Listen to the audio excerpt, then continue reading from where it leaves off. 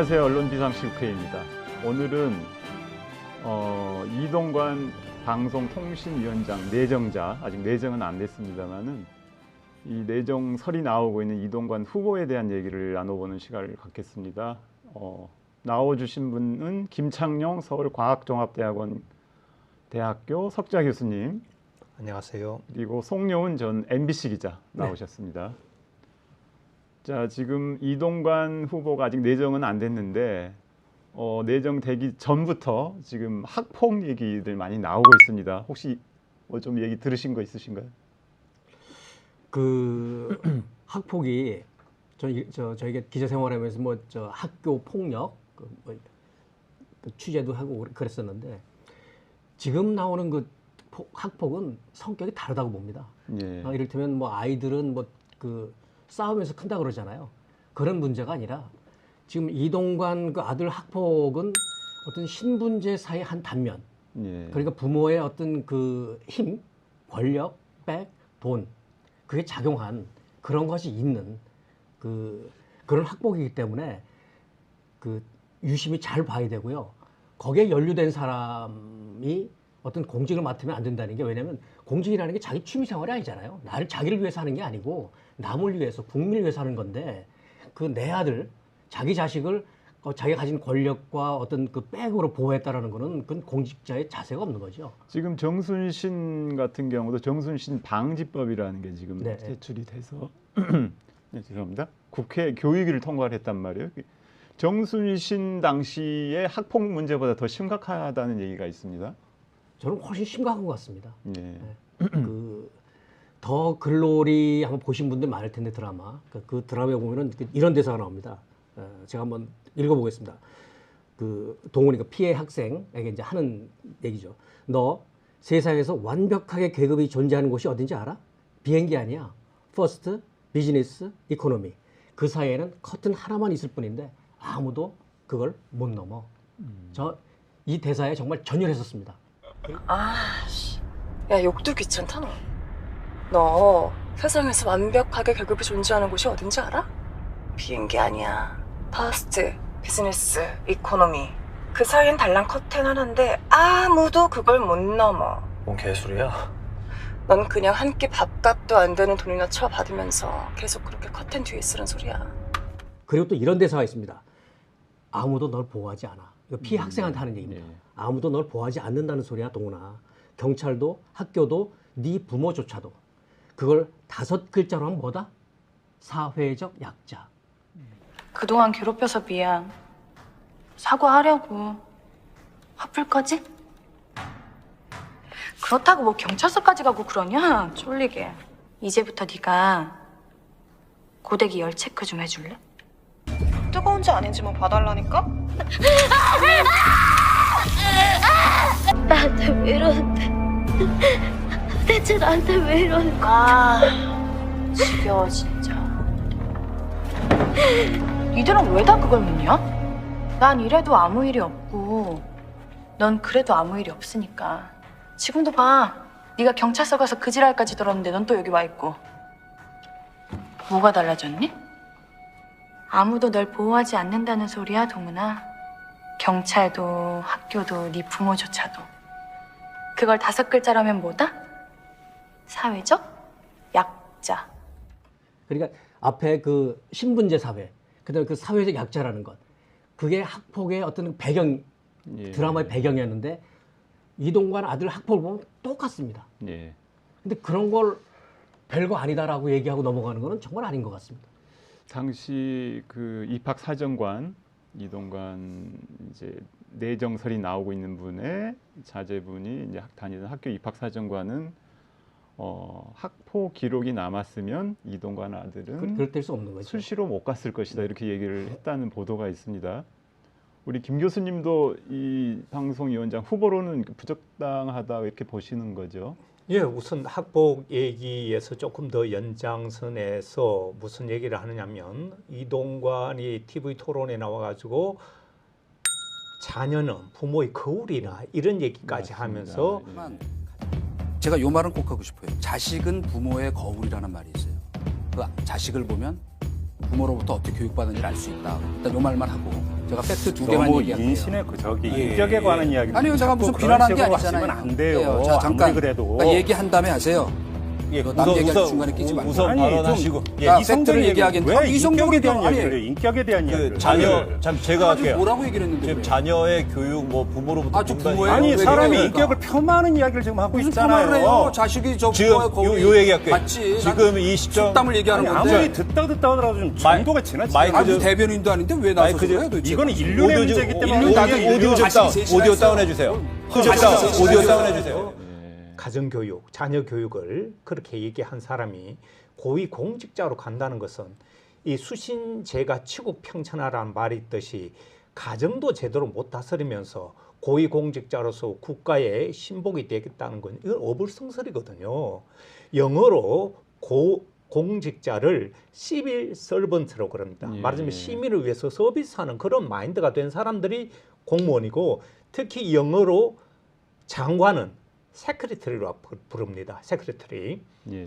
영국에서는 적어도 세크리터리를 하는 것은 국민의 비서가 고위공직자라는데 이렇게 자기 가정도 제대로 다스리지 못하는 사람이 고위공직자로 간다는 것은 매우 부적절하다. 예. 저는 그보다도 더 중요한 것은 이동관이라는 사람이 이 윤 대통령의 특보란 말입니다. 정치적인 그런 아주 밀접성인 특보가 방송통신위원회 위원장이란 것은 방송통신을 규제하는 정체적으로 매우 엄정한 중립이 요구되는 그런 자리에 간다는 것은 원천적으로 자격 상실이라는 것이죠. 예.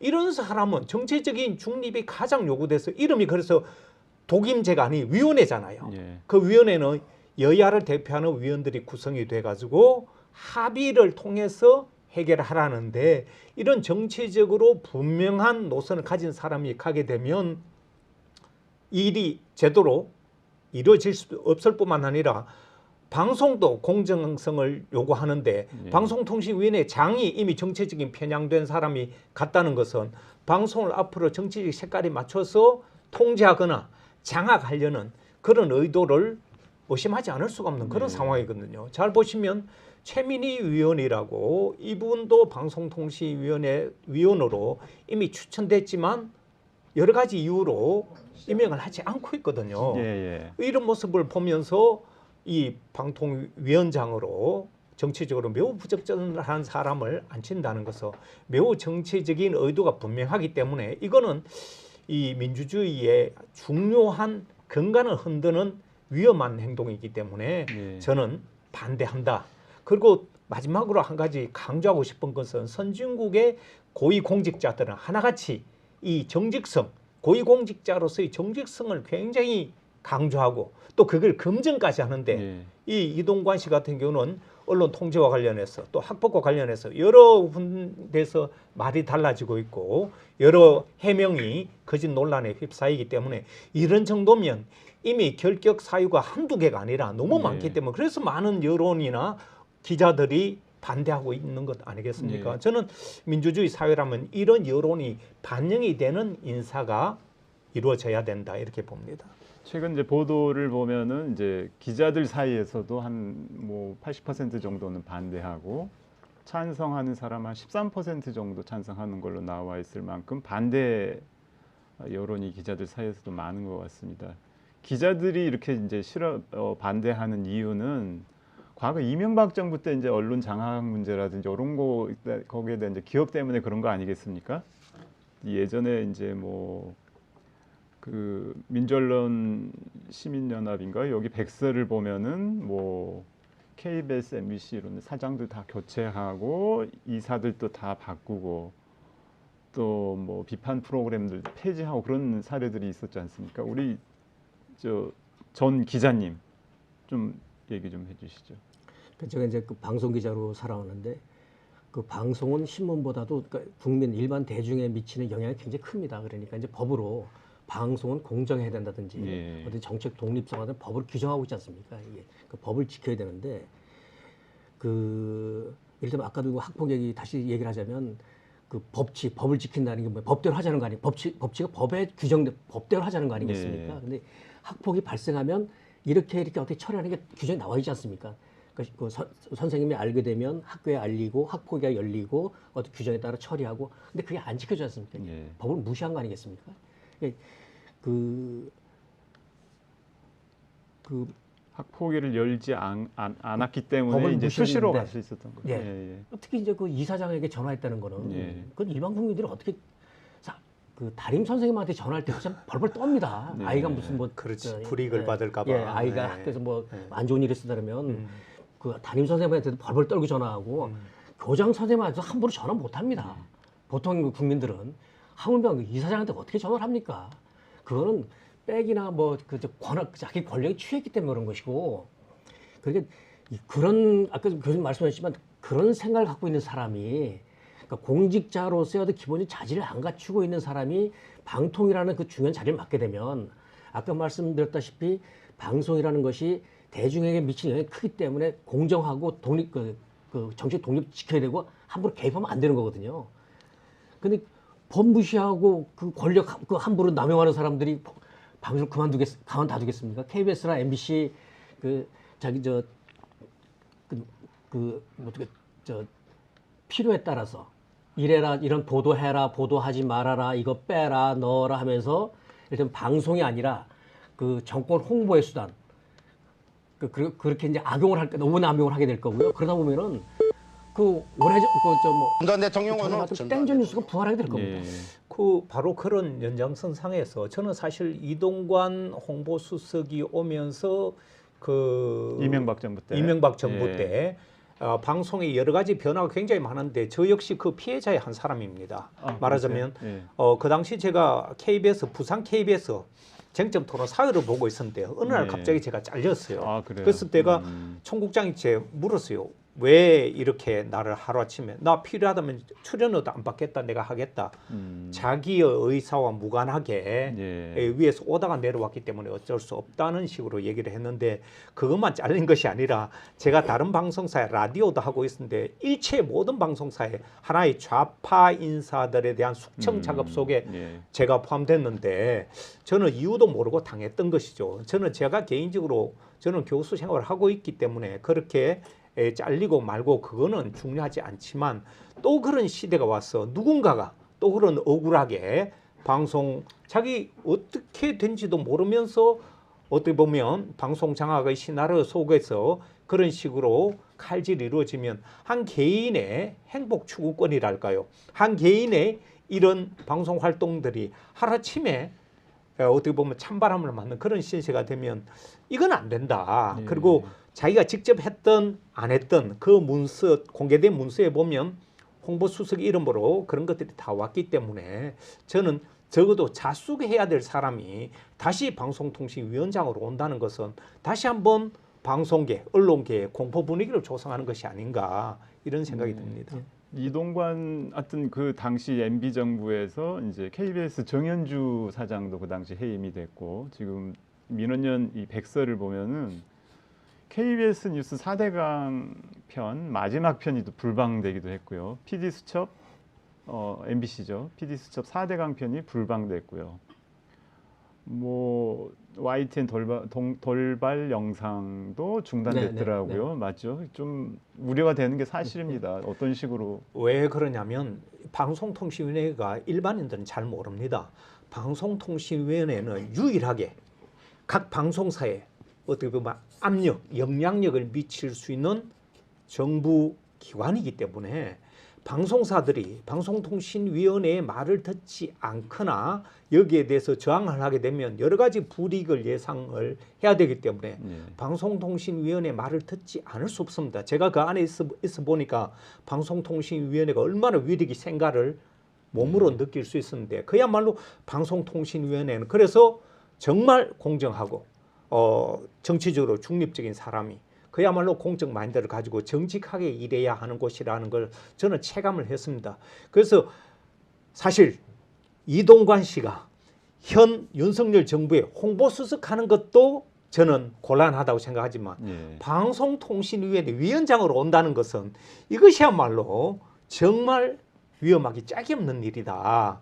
그 방송통신위원회의 위상을 방송인들은 다 압니다. 예. 그래서 방송통신위원회에 작은 문제라도 책 잡히지 않으려고 노력. 그게 왜냐하면 평가를 하게 되고 거기에 과징금이나 과태료라든가 여러 가지 규제를 할 수 있는 유일한 기관이라서. 그래서 저는 방송통신위원회에 이런 정치적인 인사, 이런 자기 개인적인 문제가 많고 그리고 많은 사람들이 반대하고 정직성과 공정성과 이런 결격을 가진 사람이 온다는 것은 단순히 방송사만 반대할 것이 아니라 제대로 된 정신을 가진, 그래서 언론인들이 그렇게 많이 반대하는 것 아니겠습니까? 예. 저는 그 뜻에 동의합니다. 지금 그렇게 반대 여론이 높은데도 지금 뭐 결국에는 내정해서 결국에는 위원장 되는 거 아니겠습니까? 그렇게 강행한다고 봅니다. 예, 그렇게까지 하려고 하는 이유가 뭐가 있습니까? 예전과 같은 또 땡전 뉴스처 같은 그런 식으로 언론 장악하려는 거 아니겠어요? 아까 이제 교수님도 잠깐 말씀하셨지만 이명박 정부 시절에 그 MBC 김재철 사장 때 이런 얘기 있었습니다. 김재철 사장이 청와대에 불려가서 조인트 맞고 왔다. 예, 맞아. 그런 얘기 조인트 있었죠. 맞았는데 그 예. 이유가 뭐냐면 좌파 척결 제대로 못한다. 근데 우리 국민들한테 한번 물어보고 싶어요. 지금 좌파가 있습니까? 그 우파 좌파라는 게 극우라는 거 있는지 모르겠는데 좌파라는 게 좌파라는 거 뭐냐면 그 노무현 정부 시절에 조선일보가 계속 그 노무현을 이를테면 까면서 하는 얘기가 내세운 게 뭐냐면 할 말 하는 신문, 비판으로 조선일보라고 했거든요. 지금 언론 지형은 진짜 기울어진 운동장입니다. 신문에 종편에 그 포털에 완전 기울어진 운동장인데 여기에 그나마 쭉 이를테면 그 공정함을 지키려고 애쓰는 데가 공영방송, KBS, MBC인데 요것마저도 없애버리면 기울어진 정도 아니라 완전 이래 되는 거죠. 그러면 그 지금 윤석열 정부에 대해서 비판하는 목소리는 전혀 없을 것이고 흔히 말하는 용비 어처구니가 나올 것이죠. 예? 뭐 일본에서 원전 오염수를 뭐 방류를 하든 예? 지금도 그 강변하고 있지 않습니까? 마치 우리 정부가 무슨 그 일본 자민당 정부의 어떤 한국 뭐 사무소처럼 그 국민의힘은 마치 자민당의 어떤 여기 뭐 대변인처럼 행동을 하고 있는데 그 이 구도대로 되면 온갖 언론에서 신문 방송 뭐 온갖 언론에서 그걸 정당화시키는 얘기가 나올 겁니다. 비판의 소리는 없어질 거고요. 그러면 국민들은 판단을 못 하는 거죠. 취사 선택에서 한쪽 얘기만 계속 들리는데 먹고 살기 바쁜데 어떻게 그게 옳고 그름을 따지겠습니까? 결국 저는 그렇죠. 이게 이 그림이 왜 이 대목에서 이 상황에서 학폭으로 문제도 많은 이동화를 다시 재등용하려고 하느냐. 그런 이명박 때 그려놓은 언론 장악 시나리오 큰 설계도가 있다고 봅니다. 그 그림을 그 최종 목적지가 지금 내년 총선입니다. 윤석열 대통령이 가장 두려워하는 것이 자칫 의회 의석을 제대로 확보하지 못해서 탄핵 국면이나 혹은 국민적 저항에 맞닥뜨릴까 봐. 그래서 어떻게 보면 가장 마지막 방파제라고 할 수 있는 공영방송사를 어떻게든 빨리 장악을 해서 국민적인 여론을 우호적으로 돌리거나 최소한 중립적으로 돌려야 한다. 그것도 하루가 빠를수록 좋다. 그런 절박함이 있기 때문에 저는 이동관이라는 매우 부적격자를 몰아붙이는 것이고 앞으로 두고 보세요. 이제는 방송통신위원회가 장악이 되면 각 공영방송사들은 순차적으로 사장이 바뀌게 될 것이고 이사들이 바뀌게 될 것이고 KBS, 그렇게 되면 MBC.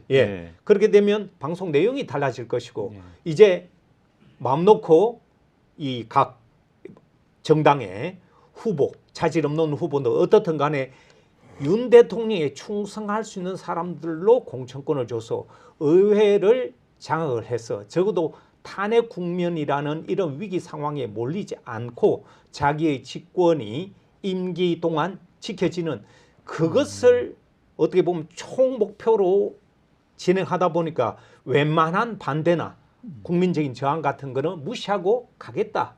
그래서 지금 이런 일들이 벌어지고 있고 많은 방송인들이 왜 이렇게까지 하느냐. 시민단체까지 나서서 이래서는 안 된다. 민주주의 절차를 지켜라. 이런 요구를 하는데도 안 듣지 않습니까? 거기에는 이런 절박한 나름의 목표와 이유가 있다고 저는 보는 거죠. 방송 장악의 적임자로 이동관 씨. 근데 이게 단지 자기 임기 동안에 편하게 지내기 위해서만이 아니고 이를테면 일본 자민당 정권이 계속 가지 않습니까? 그러니까 윤석열에서 끝나는 게 아니라 요즘 뭐 얘기 많이 나오는 카르텔 있지 않습니까? 예. 뭐 노조가 왜 카르텔인지는 모르겠는데 이를테면 기득권 카르텔, 수구 카르텔, 아까 얘기했던 그 신분제가 예.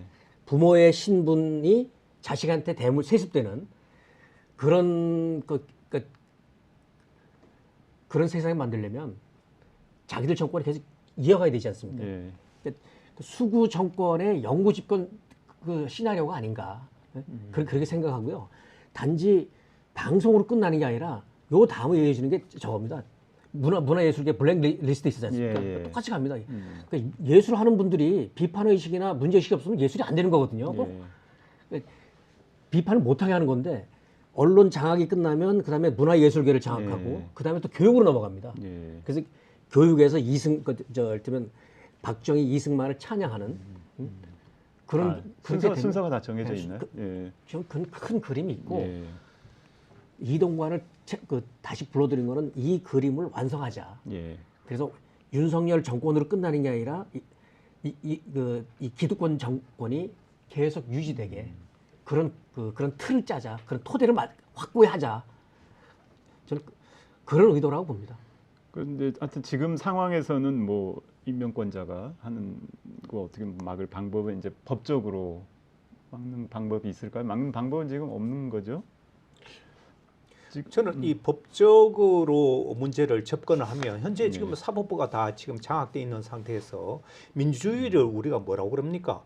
민주주의를 여론 정치 사회라고 부릅니다. 말하자면 여론을 중시하는 사회가 민주주의 사회고 우리나라도 바로 여론을 중시하는 사회인데 어느 민주주의 국가의 대통령이 여론에 반해서 여론과 싸우면서 집권을 하면서 인사정책을 펴는 곳이 어디 있습니까? 그래서 저는 우리나라도 이미 여론을 중시하는 이런 여론 민주주의 사회에 왔기 때문에 국민 여론에 반해서 한두 번은 그런 자기의 독자적인 정책을 펼칠 수 있으나 반복해서 이런 식으로 여론과 싸우거나 여론에 반하는 정책은 이 대통령에게도 엄청난 부담으로 작용하게 될 것이다. 그래서 저는 국민 여론에 이게 아니라는 메시지를 꾸준히 내주는 것이 이 집권자의 말하자면 독재자로 가는 이 사람의 큰 뭐랄까요 하나의 이 견제 세력이 될 것이다. 그래서 저는 국민들이 많은 목소리를 내줘야 되고 한 번 안 되면 두 번 해야 되고 이런 비싼 시국 회의가 열려서 이게 아니라는 것을 계속 얘기해줘. 지금 보시다시피 대통령 주변에서 이게 아닙니다고 얘기할 사람 아무도 없지 않습니까? 대통령 한마디에 전부 다 지금 전위대가 돼가지고 당은 당대로 장관은 장관대로 정말 거짓말을 예사로 하면서 어떻게 보면 방패를 쳐주고 있는데 이런 목소리가 저는 점점 더 커지면 저는 대통령도 법대로 함부로 얘기 못할 겁니다. 예, 그렇군요. 저는 이제 총선을 앞두고 조급하니까 한상희 통신위원장도 임기 2달 남겨놓고 저렇게 이제 무리하게 쫓아내고 그러는데 면직시켰죠. 저는 결국 성공하지 못할 거라고 봅니다. 우리 국민 만만치 않습니다. 그 탄핵, 이를테면 평화적인 무혈 쿠데타로 그 현재 대통령을 쫓아낸 우린 그 기억도 있고요. 지금 여러 가지 경제 안 좋습니다. 그 16개월째 무역수지 적자고 그 얼마 전에 얘기 들었는데 그 특히 이제 금요일 목요일 금요일 되면 밤 11시 12시 되면 택시 잡기 힘들거든요. 지금 그렇지 않답니다. 거리에 택시들이 손님 기다리고 있답니다. 굉장히 안 좋은 거죠. 그 횟집 단지 횟집이 원전 오염수만이 아니고 경제가 안 좋기 때문에 손님들이 많이 줄은 거고 여기에 오염수까지 얘기 나오니까 불안에 더 빠진 거거든요. 그런데 그 전부터 안 좋았다는 얘기죠. 계속 안 좋아지고 있고 그런데 저도 이제 기자로 먹고 살았습니다만 만약에 조선일보가 지금 지금의 논조를 문재인 정부 시절에 하듯이 했다면 윤석열 정부 1년은 못 넘겼을 겁니다. 거덜납니까? 사건건 시비 걸고 회방 놓고 트집 잡고 그랬었는데 지금은 국민들이 모르는 건 얘기를 안 해주니까 그런 거거든요. 그렇죠. 비판을 안 하니까 해야 될 얘기를 안 해주니까요. 국민의 불안, 걱정을 대변해 줘야 되는데 그걸 안 해주지 않습니까? 잘 보세요. 신문은 지금 정부 광고 공기업 광고 예. 이게 엄청난 수입이에요. 1년에 200, 300억, 100억에서 200억 정도 되는 정도로 각 신문사들이 가져가다 보니까 정부 광고를 따오기 위해서는 정부 말을 듣지 않을 수 없고요. 예. 지금 종편 같은 경우는 공영방송이 흔들리고 공영방송이 무너지면 그 여백을 종편들이 차지하고 또 이동관 같은 경우는 종편을 만드는 일등 공신이지 않습니까? 그렇죠. 예. 종편은 오히려 기다리고 있다 보니까 이 공영방송만 어떻게 해버리면 사실은 언론 통합이 다 되는 것입니다. 예. 저는 여기서 꼭 말씀드리고 싶은 게 하나 있는데 에브라함 링컨이 이런 말을 했어요. 국민을 속일 수 있다. 잠시 속일 수 있다. 예. 그러나 국민을 영원히 모두 속일 수는 없다. 윤석열 대통령이 검찰총장 시절부터 대통령 후보 되기까지 많은 거짓말들을 곳곳에서 해왔어요. 예. 아마 이게 말리지점에 쌓여서 이게 국민들이 모두 알게 되면 윤석열 대통령은 자기 임기를 채우지 못할 것입니다. 너무나 많은 거짓말을 그동안 해왔기 때문에 예. 저는 그래서 국민들이 그 진실을 조금씩 알게 되면 윤석열 대통령 그 장모 그 부인까지 이런 것들이 한꺼번에 터져 나오기 시작하면 저는 내년 총선이 큰 기점이 될 것이다. 지금 이걸 어떻게 보면 침묵을 하고 있는 신문이나 이런 방송 쪽에서도 이 의회 권력을 장악하지 못해서 빠른 레임덕이 오게 되면 그때는 물어뜯기 시작할 것이다. 그래서 이 엄중한 시기에 이런 비상시국 회의를 미리 하는 것은 저는 선각자들이 이 일을 먼저 한다. 왜냐하면 계속 현 집권을 대통령이 두면 둘수록 나라가 더 망가져가는 모습, 사회 곳곳에서 그런 비명소리가 들리는 것은 빨리 경종을 울리고 이게 잘못됐다는 신호를 보내야 됩니다. 그런 점에서 저는 이런 시간이 굉장히 소중하고요. 좀 더 많은 사람들이 이건 아니라고, 저는 대통령이 빨리 정신을 차려서 국민을 위한 대통령으로 돌아오기를 기대합니다만 지금 하는 행태를 봐서는 그런 희망이 보이지 않아서 에브라함 링컨의 말을 꼭 전달하고 싶어요. 알겠습니다. 저는 이런 생각이 듭니다. 히틀러의 나치가 독일 사회를 장악해 갈 때 어떤 그 무기가 공포였는데 우리도 그거 유사하지 않는가. 이를테면 건폭이라면서 노조를 치고 시민사회단체를 치고 또 언론, 방송 하고 그러는 게 왜 그때 아까 침묵 말씀하셨는데 시지 않습니까? 그 나치가 사회민주당을 덮쳤을 때 나는 침묵했다, 나는 아니므로. 또 그다음에 가톨릭 신자가 덮쳤을 때 나는 침묵했다, 나는 아니므로. 그렇지. 유대인을 덮쳤을 때 나는 침묵했다, 나는 아니므로. 그러다 그들이 나에게 왔을 때 내 주위에는 아무도 없었다. 저는 그 공영방송에서 그 종사자로 있었다는 굉장히 큰 자부심을 갖고 있는데요. 예. KBS나 MBC는 그 어떤 분들에게 얘기를 하고 싶어요. 지금 제가 뭐 추측일 수 있지만 제가 이제 그쪽에서 겪어본 그걸로 추정을 하자면 KBS를 이렇게 만들려고 하는 것 같아요. 어차피 지금 방송이 지금 좀 과포화라고 해야 되나요? 여기 종편 많지 않습니까? 방송사 너무 많습니다. KBS에 K2 없어도 그만입니다. 예. 그럼 KBS 1만 두고 옛날에 문화공보부 방송국 있지 않습니까? 지금 KTV가 하는 그냥 KBS는 그 정부 홍보만 해라. 관제 방송. 네, 요거만 남겨두고 나머지는 또 MBC는 어떻게 하기 굉장히 법적으로 힘들거든요. 그럼 막아버려라. 그러면 그 파이가 광고라는 파이가 어디로 가냐면 종편으로 갈 거 아닙니까? 예. 그렇게 되면 그 언론 기울어진 운동장을 공고히 하는데 도움이 될 테니까 저는 그렇게 간다고 봅니다. 그렇게 할 걸로 지금 타협하면 지금 내가 조용히 있으면 뭐 이 정권이 조금 좀 봐주지 않겠나, 그거는 굉장히 큰 착각이고요. 바로 저는 KBS를 그렇게 만들려고 하는 게 아닌가. KBS, MBC는 저 MBC의 그때 문화부장 이명복 문화부장을 했는데 그때 들은 얘기했습니다. MBC 없으면 더 좋지. 차라리 망하면 더 좋지. 그런 얘기를 했단 말이에요? 그런 얘기를 들었었습니다. 예. 지금 이제 김창룡 교수님은 그 방송통신위원회 위원을 하셨는데 한상혁 지금 면직된 한상혁 위원장님하고도 같이 일을 하셨잖아요. 네. 그 범죄 혐의에 대해서 어떻게 생각하시나요? 저는 원천적으로 엉터리 수사, 과잉 수사, 거기 제가 아는 과장, 국장들은 정말 정직하고 신뢰할 만한 아주 훌륭한 공무원이에요. 그리고 제가 경험한 이 한상혁 위원장은 적어도 조작을 하거나 그런 조작을 지시할 만한 그런 위인이 못 됩니다. 예. 그런 사람을 조작했다는 식으로 얘기한다는 것은 저는 이 검찰이 너무나 잘못된 수사로 몰아가고 있고 결국은 앞으로 법원에 가서 진실이 드러나겠지만 이 수사는 이 재판은 시간이 해결해 줄 것이다. 저는 엉터리 수사라는 것을 확신합니다. 자, 마무리 시간이 많이 되는데 마무리 말씀 좀 정리해 주시죠. 조금 전에도 한번 말씀드렸는데요. 그 KBS나 이제 MBC에 있는 그 후배들 혹시 좀 내가 좀 숙이면 좀 봐주지 않을까? 그 큰 착각입니다. 숙이는 순간에 더 세게 들어옵니다.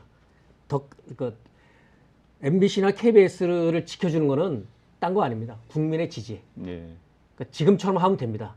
그냥 가운데 있으면 됩니다. 어느 쪽도 치우지 않고 가운데서 국민만 바라보면 되고요. 저 한번 이런 얘기를 하고 싶습니다. 다들 그 젊은 사람들 영화 좋아할 테니까 영화 베테랑이 이런 얘기를 하거든요. 그 형사가 이런 얘기를 합니다. 우리가 돈이 없지 가오가 없냐. 그래서 그 경찰이 검사보다 낮은 지위 있잖아요. 항상 그 서름 있거든요. 돈이 없지 가오가 항상 뭐 돈에 치이고 그 힘에 그 서열에 눌리고 그러는데 그러니까 가오를 지키자는 건데 좀 그 표현 좀 그렇습니다만 좀 쉽게 얘기하자면 KBS나 MBC 아니 전체 언론사 기자나 언론 종사자들은 가오 지키십시오. 가오가 당신들을 지켜줄 겁니다. 가오가 우리를 지켜줄 겁니다. 우리들의 명예. 저는 공영방송사 종사자들에게 꼭 이 당부를 드리고 싶습니다. 공영방송사 종사자들이 위험이 닥쳐오고 있고 매우 어려운 상황에서 여러 가지 방송 제작하느라고 굉장히 고생이 많은데 저는 공영방송사 종사자들을 정말 존중하고 이분들의 위상이 흔들려서는 안 된다고 생각을 하지만 지금 이 상황에서 행동을 잘 하셔야 됩니다. 지금 TBS 상황 보세요. TBS 방송이 사장 문제가 있다. 특정 프로그램에 누가 문제가 있다 해서 다 내보냈지만 TBS가 거의 형체가 없이 사라져버릴 이런 상황 속에서 구성원들이 지금 갈 곳을 잃어버렸습니다. KBS, MBC 그런 짝이 나지 않을 것 같습니까? 행동을 잘 하셔야 됩니다. 여기서 내부적으로 똘똘 뭉쳐서 외부의 흔들기에 저는 힘을 합쳐서 한 목소리를 내야 되지 이 방송사 내부에서 서로 사분 오열된 모습은 오히려 외부에서 다스리기 매우 좋아질 것이다. 그래서 공영방송은 내가 지킨다. 이런 주인의식을 먼저 좀 가져달라. 이런 당부를 꼭 드리고 싶습니다. 그것이 TBS가 주는 우리의 교훈입니다. 그렇게 되면 국민이 지켜줍니다. 그렇죠. 예, 오늘 얘기 잘 들었고요. 이동관 방송통신위원장 후보 부적절하다는 얘기가 이어졌던 것 같습니다. 오늘 두 분 말씀 잘 들었고 오늘 수고하셨습니다. 감사합니다.